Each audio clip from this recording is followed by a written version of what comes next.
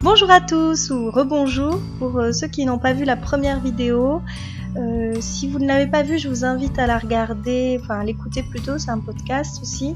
Voilà, vous pouvez cliquer sur ce lien. Voilà, si vous ne l'avez pas fait, je vous invite vraiment à écouter la première d'abord et ensuite de revenir sur cet audio. Donc ce second podcast, on était à la 3e clé. Donc essentiel pour vous aider à nouer des liens plus facilement avec des personnes que vous ne connaissez pas ou à vous lier d'amitié, disons, avec facilité, avec des personnes avec qui vous partagerez des centres d'intérêt communs et avec qui surtout vous serez authentique, avec qui vous serez vous-même. Et voilà, c'est vraiment essentiel dans l'amitié, je pense, d'être soi-même et de s'apprécier comme tel que nous sommes. Donc, ce 3e point est vraiment crucial. Il s'agit de s'intéresser vraiment, sincèrement, aux personnes que vous êtes amenés à rencontrer. Quand vous entrez en interaction avec une personne, tâchez de vous intéresser vraiment à elle. Apprenez à développer cet état d'esprit qui est porteur vraiment de belles surprises de vie.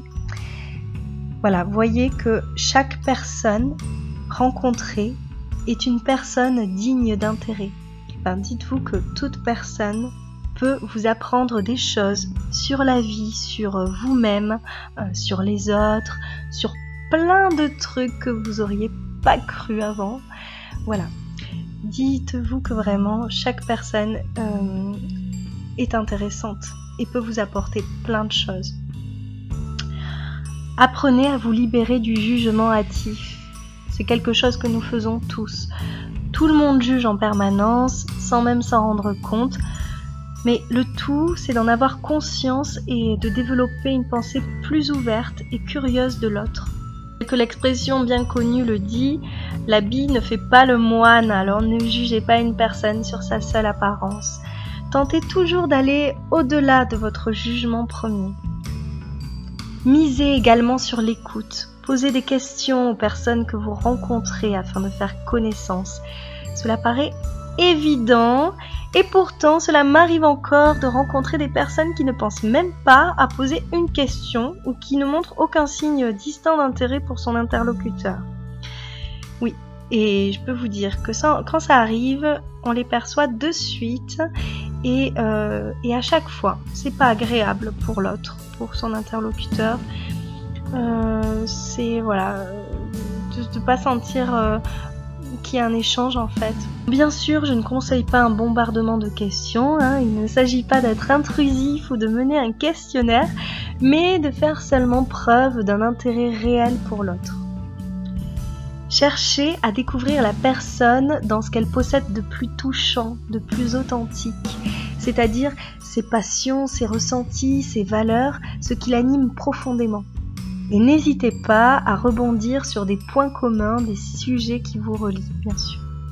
Si vous êtes un peu timide, sachez que l'écoute est un atout considérable. Les plus grands orateurs sont des personnes qui écoutent beaucoup. Savez-vous que vous détenez déjà une connaissance primordiale sur l'autre? Oui, car vous connaissez déjà le sujet préféré de la personne rencontrée, c'est-à-dire elle-même. Et je peux vous dire que savoir cela, qui est d'une grande simplicité, c'est détenir une sérieuse clé en main. Voilà pour ce dernier petit conseil.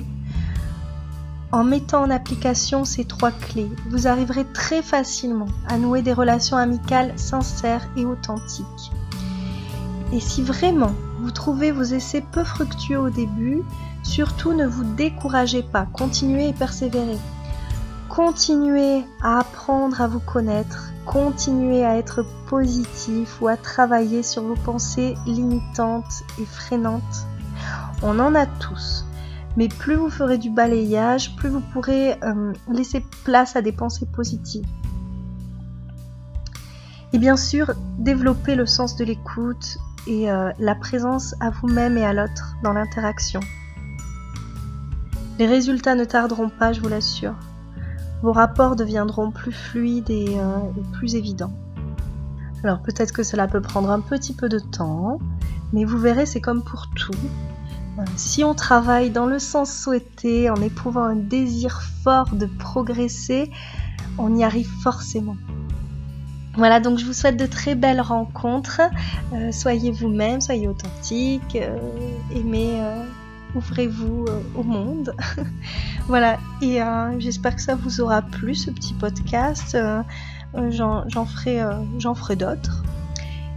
Et voilà, n'hésitez pas aussi à partager dans les commentaires ce que vous avez pensé de ces clés. Et puis, si vous avez d'autres conseils aussi à partager, n'hésitez pas d'en faire bénéficier d'autres personnes. Et voilà, je vous dis à très très vite pour une prochaine vidéo ou pour un prochain podcast.